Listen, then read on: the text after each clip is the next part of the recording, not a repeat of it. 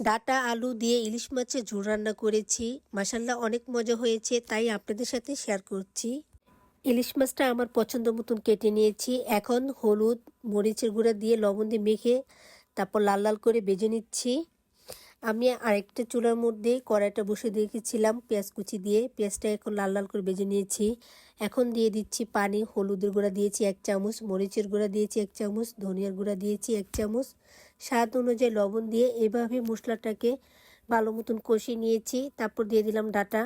আমি ডাটাটাকে সিদ্ধ করে রেখেছিলাম। এভাবেই কিন্তু রান্নাটা করেছি, অনেক মজা হয়েছে।